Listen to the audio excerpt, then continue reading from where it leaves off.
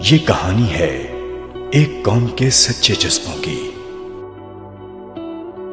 جب بے مثل قربانیوں کے سبب اندھیرے چھٹ گئے، ایک نیا سویرا، ایک نئی امید ملی، ایک روشن کل منتظر تھا۔ یہ کہانی ہے تخریب کے خلاف غیر متزلزل عزم اور ولولے کی۔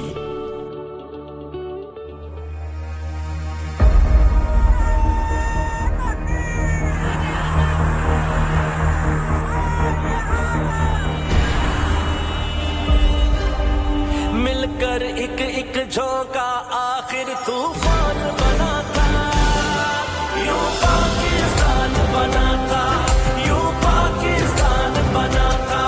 مل کر ایک ایک جھونکا آخر طوفان بنا تھا، یوں پاکستان بنا تھا۔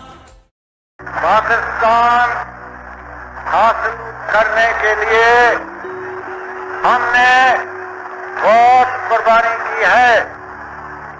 ہمارے دشمن یہ چاہتے ہیں کہ پاکستان پیدا ہوتی قائم ہو جائے، مگر ہمیں پاکستان کو قائم رکھنے کے لیے ابھی اور قربانی کرنا ہوگی۔ پاکستان کا قیام نہ صرف ایک علیحدہ ریاست کا حصول تھا، بلکہ نفرت، جبر و استبداد اور بیرونی تسلط کے خلاف نظریے کی فتح تھی، جسے سندھ سے بنگال تک عوامی پذیرائی ملی۔ میرے لیے تو یہ ایک بہت بڑا معجزہ ہے کہ ایک زمین کا ٹکڑا ہو جسے میں اپنا وطن کہہ سکوں۔ جتنی بھی نسل تھی، ہم نے یہ فیصلہ کیا یا جہاں پر اسلامی حکومت بنتی ہے یا اسلامی لوگ رہتے ہیں، ان لوگوں میں ہمارا جینا اٹھنا بیٹھنا پروٹیکٹیو ہے، اور اس لیے ہم یہیں رہیں گے۔ عمارت گراتے دیر نہیں لگتی، اس کی تعمیر میں، اس کی ایک ایک خشت اور ایک ایک پتھر رکھنے میں پتہ نہیں کتنے لوگوں کی محنت درکار ہوتی ہے۔ وطن عزیز کو ابتدا سے ہی انتظامی مسائل، مہاجرین کی آبادکاری، ریاستوں کا الحاق اور اثاثوں کی تقسیم پر ہندوستانی ہٹ دھرمی جیسی مشکلات کا سامنا تھا۔ ہمارے اسیٹ جو انڈیا نے 47 میں دینے تھے، وہ اس میں 70% وہ کھا گئے۔ ان کے منسٹر کو بلایا کانگریس کے کہ آپ ان کو یہ پرنٹنگ مشین دے دیجیے، آپ کے پاس 6 ہیں۔ میں نے کہا نہیں ہم نہیں دیتے، ان کا ملک علیحدہ بن گیا، وہ خود خرید۔ پاکستان جو ہے اس کی تو کوئی حکومت موجود نہیں تھی، اس کا نظم نہیں تھا، وہ ایک نئی ریاست کی تشکیل ہوئی۔ ایک بیوروکریٹ 10 بیوروکریٹ کا کام کرتا تھا، اور یہ نہیں کرتا تھا کہ کسی لالچ، صرف اس کی ایک لالچ تھی کہ ملک پاکستان چلے۔ ہندوستان کی سازشیں کام نہ آئیں تو 1948 میں کشمیر کے محاذ پر جنگ مسلط کر دی۔ قوم نے یکجہتی سے دشمن کا مقابلہ کیا اور بابائے قوم کی قیادت میں ملت کی تعمیر و ترقی کا سفر بھی جاری رکھا۔ قائد نے اپنی سیاسی بصیرت اور دور اندیشی سے نوزائیدہ ریاست کو سنبھالا، اور بے سر و سامانی کے عالم میں قوم نے نئے ملک کی مضبوط بنیاد رکھی۔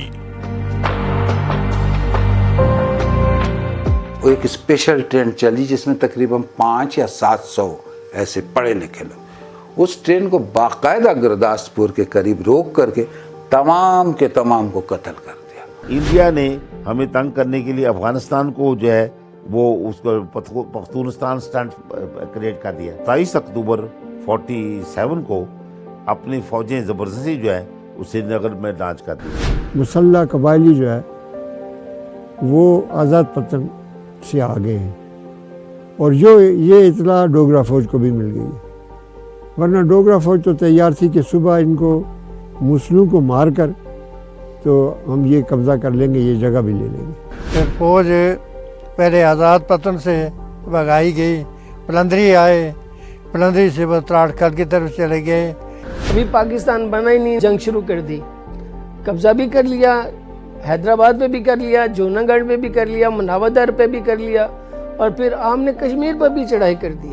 پھر آپ نے بلوچستان میں بھی شاہی ریاستوں کو اکسانا شروع کر دیا، کلات میں آپ نے چھیڑخانیاں شروع کر دی.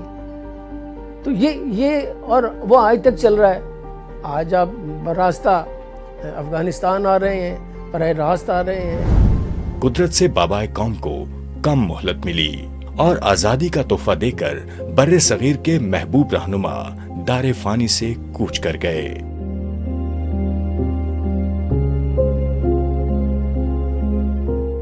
اس وقت ہم کراچی میں تھے. یہ سوگ کا عالم تھا پورے، کیونکہ وہ یہ سمجھتے تھے کہ جناح کی کامیابی اس میں ہے کہ وہ کسی ایک طبقے کو، کسی ایک فرقے کو، معاشرے کے کسی ایک حصے کو آگے نہیں بڑھا رہے تھے. قائد اعظم جو ہے 13 مہینے اس کا وہ نظر رہا.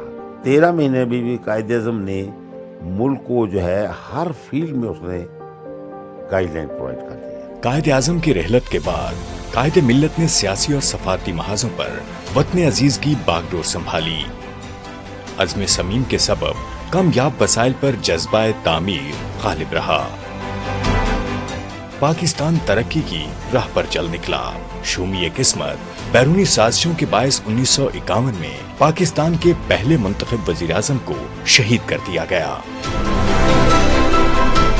مسلم لیگ کو آرگنائز کرنے میں ان کا بڑا رول تھا. صنعتی ترقی کی بنیاد رکھی گئی اور پاکستان میں ادارے قائم کیے گئے. پاکستان میں پلاننگ کمیشن قائم ہوا. لیاقت علی خان کی شہادت سے ایک قسم کی ہماری کمر ٹوٹ گئے. پاکستان اپنے منفرد جغرافیہ کی وجہ سے دنیا کے نقشے پر ایک اہم ملک کی صورت ابھرا. مغرب سے اتحاد اور چین سے دوستی نے وطن عزیز کو عالمی سیاست اور سر جنگ میں کلیدی کردار فراہم کیا. عالمی تشخص اور سفارتی تعلقات میں فروغ کے ساتھ ریاست کی تشکیل اور آئینی ترقی کا سفر جاری رہا، جس کی بدولت 1956 میں قوم کو پہلا آئین ملا. پاکستان کی جیو اسٹریٹجک جو سچویشن ہے، جو اس کا محل وقوع ہے، اس کی وجہ سے جو عالمی طاقتیں ہیں یا علاقائی طاقتیں ہیں، پاکستان ان کی توجہ کا مرکز رہا ہے. ہم نے جب سیٹو سینٹو جوائن کیا تو پھر ہمیں فوجی امداد بھی ملی. قرارداد مقاصد بھی پاس ہوئی، پھر دستور بنا. قائد اعظم اور قائد ملت کی وفات کے بعد محترمہ فاطمہ جناح اور دیگر سیاسی قائدین نے شبانہ روز انتھک محنت سے ملک کی تعمیر و ترقی کا سفر جاری رکھا. اس دوران ملک کی سیاسی تاریخ میں بہت سے نشیب و فراز آئے.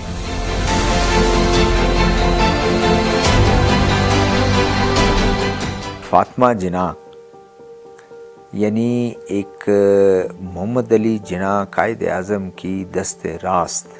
دیکھو اس نے کردار ادا کیا ہے، وہ خاموش نہیں بیٹھی. وہ ایوب خان کا ساتھ بھی دے سکتی تھی.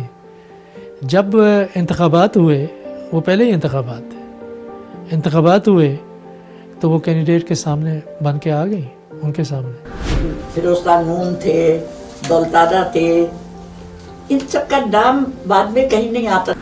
1958 کا مارشل لا، اس کے اگر ہم پس منظر میں جائیں تو یہ حکمرانوں کی لڑائیاں تھیں اور یہ آپس میں لڑتے تھے، جس کے بعد ایوب خان جو ہیں وہ انہوں نے مارشل لا نافذ کر دیا، جس کا عوام نے اس وقت خیر مقدم کیا تھا.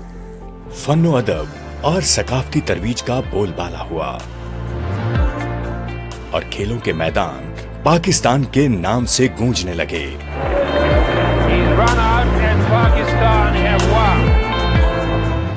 دیکھیے، تقسیم کے وقت آپ کے ہاں جو افسانوی ادب لکھا گیا وہ انتہائی اعلیٰ درجے کا افسانوی ادب ہے.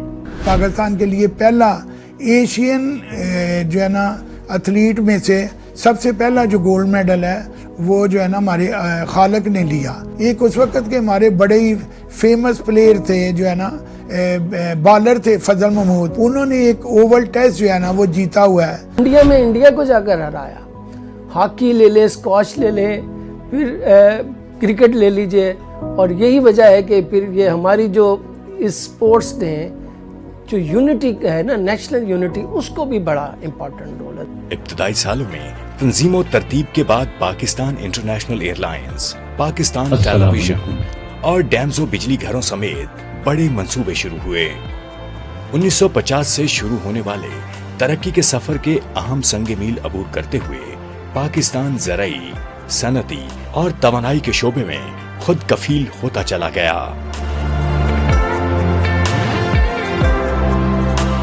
मुआशी खुद कफालत के साथ दिफाई सलाहियतों को नाकाबिले तस्खीर बनाने के लिए पाकिस्तान एटॉमिक एनर्जी जैसे अहम मंसूबों का आगाज हो चुका था।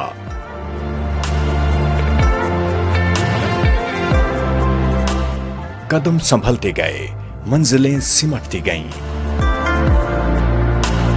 हमने तो अच्छे दिन देखे हैं ना, हम उस उम्र के ब्रैकेट में हैं कि हमने इस मुल्क को रॉकेट की तरह उड़ते भी देखा। पाकिस्तान की टेक्सटाइल इंडस्ट्री ने इतना कपड़ा बनाया कि जिसको ग्लोब जो है उसके ऊपर 3.5 मरतबा लपेटा जा सकता था। हिंदुस्तान की करेंसी हमसे 20%, 30%, 40% कम दर्जे की थी। हर तरफ आप देखते जा रहे थे कि इंडस्ट्रियलाइजेशन हो रही थी। तरबेला डैम बना हुआ है, ये दूसरा मंगला डैम बना है, बस ये तरक्की पे तरक्की होती जा रही थी। पाकिस्तान की तरक्की से खायफ दुश्मन ने 6 सितंबर 1965 की शब वतन अजीज पर दूसरी जंग मुसल्लत की तो पूरी कौम दुश्मन के नापाक अज़ाइम के मद्दे मुकाबिल सीसा पिलाई दीवार बनकर दिफाए वतन के लिए खड़ी हो गई। ला इलाहा इल्लल्लाह मुहम्मद रसूलुल्लाह की सदा गूंज रही है। उस वक्त तक चैन से नहीं बैठेंगे जब तक दुश्मन की तोपे हमेशा के लिए खामोश न हो जाए।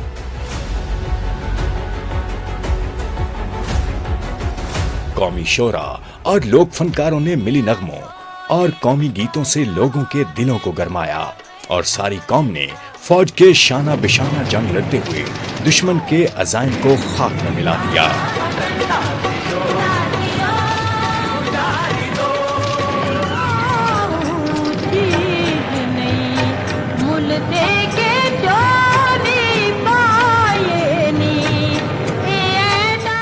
हर पाकिस्तानी वतन के जर्रे जर्रे पर कुर्बान होने के लिए तैयार था। फिर चश्मे फलक ने देखा कि आलमी जंगी तारीख में ऐसे कारहाय नुमाया रकम हुए जिन्हें रहती दुनिया तक याद रखा जाएगा। एक न्यूज रीडर थे, उनका नाम था शकील अहमद, मुझे अभी तक याद है। वो जब न्यूज पढ़ते थे ना, ऐसा लगता था कि बमबारी कर रहे हैं खुद। औरतों ने अपने जेवर भी दे दिए उसी जंग में। सन 65 की जंग बड़ी मैं कहती हूँ, बस याद दिलाती थी वो पुराने जमाने की जंगों का मुसलमानों की हाल। मुसलमान आदमी में इतना जज्बा, इतना ईमान था कि उनके 5-5 आदमी तो मारा एक आदमी।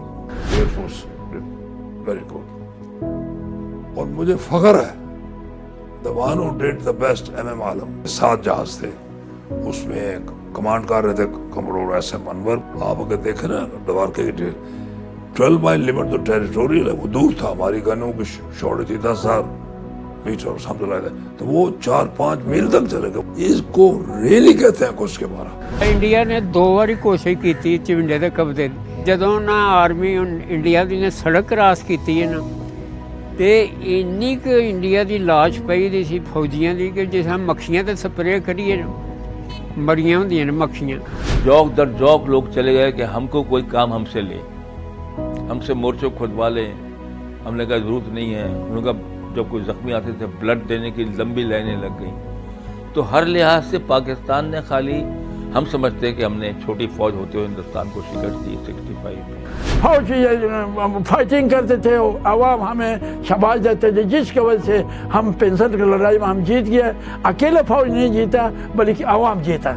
और ये रेशा दवानियाँ थी दुश्मन की कि पाकिस्तान को कमज़ोर किया जाए, लेकिन अल्हम्दुलिल्लाह पाकिस्तान कमज़ोर नहीं हुआ। पाकिस्तान का डिफेंस जिसका मजबूत हुआ है और जिसका पहली मिसाल जो है 65 की बात थी, 1965 की जंग। पाकिस्तान ने बड़ी बहादुरी के साथ अपने से 10 गुना अफवाज का मुकाबला किया। ऐ वतन तूने पुकारा तो लहू खौल उठा, तेरे बेटे तेरे जांबाज चले आते हैं।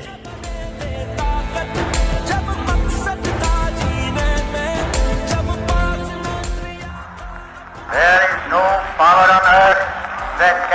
to Pakistan. It has come to stay. एक एक झोंका